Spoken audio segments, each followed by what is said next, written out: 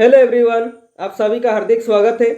आज हम इस वीडियो के माध्यम से संत कवि तुलसीदास जी की जीवन परिचय के बारे में जानेंगे। तो चलिए ज़्यादा देरी ना करते हुए शुरू करते हैं। सबसे पहले देखते हैं तुलसीदास जी की जीवन परिचय।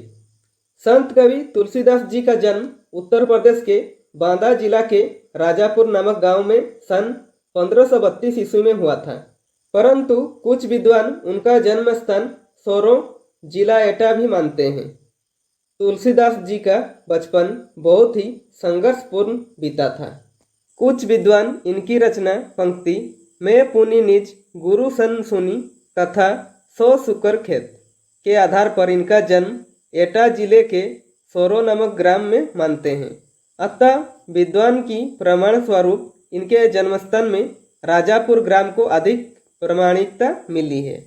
विद्वानों का मानना है कि इनके माता पिता ने बाल्यकाल में ही इनका त्याग कर दिया तथा इनका पालन पोषण प्रसिद्ध संत बाबा नर हरिदास के संरक्षण में हुआ। इन्हीं की देखरेख में तुलसीदास ने भक्ति एवं ज्ञान की विद्या अर्जित की और शिक्षा पूरी होने के उपरांत ये पुनः अपने ग्राम राजापुर आ गए, जहाँ पर इनका विवाह पंडित दीनबंधु पाठक की सुंदर सुशील कन्या रत्नावली से हुआ।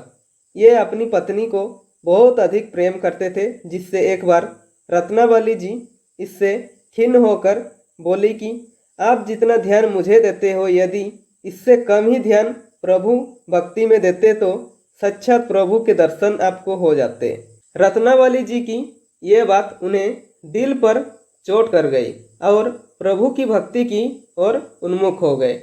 इसके उपरांत काशी के विद्वान शेष सनातन से तुलसीदास जी ने वेद वेदांग का ज्ञान प्राप्त किया और अनेक तीर्थों का भ्रमण करते हुए प्रभु श्री राम के पावन चरित्र का गुणगान करने लगे।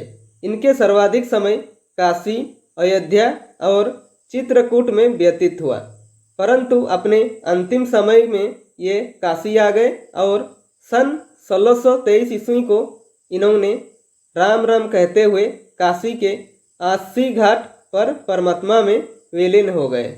तुलसीदास जी ने काशी में अपना शरीर त्याग दिया। अब देखते हैं साहित्यिक परिचय।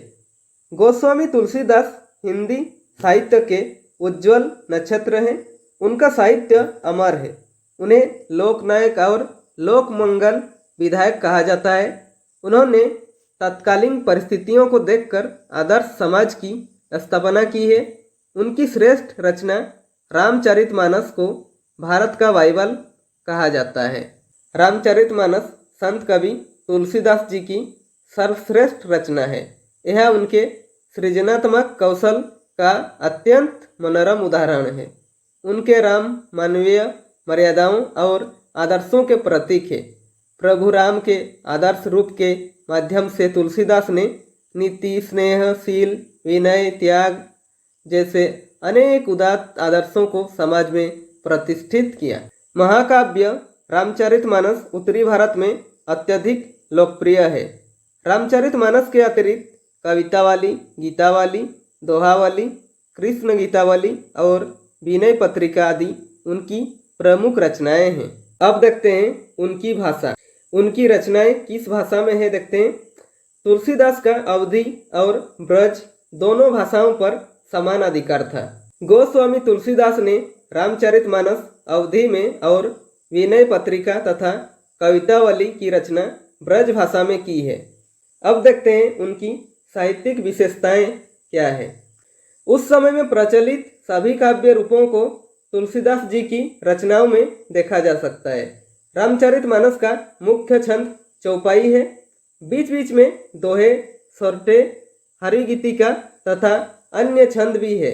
उन्होंने विनय पत्रिका की रचना गेय पदों में की है।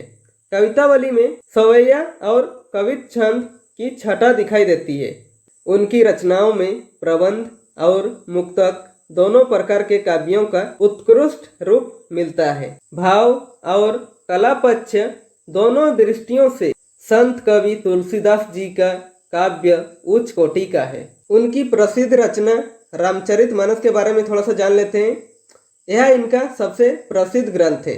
इसमें उन्होंने दोहा चौपाई के माध्यम से प्रभु राम के जीवन की समस्त दर्शन को दिखाते हैं। गोस्वामी जी की यह रचना अवधी भाषा में रचित है। ठीक है, परीक्षा में पूछा जाता है कि रामचरितमानस किस भाषा में रचित है, तो आप उत्तर देंगे अवधी भाषा में। ठीक है, उनकी और एक रचना गीतावली के बारे में थोड़ा सा जान लेते हैं। गोस्वामी तुलसीदास जी के द्वारा रचित गीतावली ब्रज भाषा में रचित है। ठीक है, इस ग्रंथ गोस्वामी तुलसीदास जी ने पद्य रचना के माध्यम से मानव जीवन को प्रेम पूर्वक कल्याण हेतु निहितार्थ करते हैं। आपको परीक्षाओं में पूछा जा सकता है कि संत कवि तुलसीदास जी द्वारा गीतावली किस भाषा में रचित है, तो आप उत्तर देंगे गोस्वामी तुलसीदास जी के द्वारा रचित गीतावली ब्रज भाषा में रचित है। ठीक है, मुझे उम्मीद है आज का ये वीडियो आपके लिए बहुत ही हेल्पफुल रहेगी। तो फ्रेंड्स, वीडियो अच्छी लगे तो लाइक कीजिए, और यदि आप चैनल में नए हैं तो चैनल को सब्सक्राइब कर दीजिए और बेल आइकन को दबा दीजिए, ताकि मेरे सारे वीडियो आप तक पहुंचती रहेगी। और हो सके कैसी लगी वीडियो कमेंट बॉक्स में कमेंट करके ही बता सकते हैं।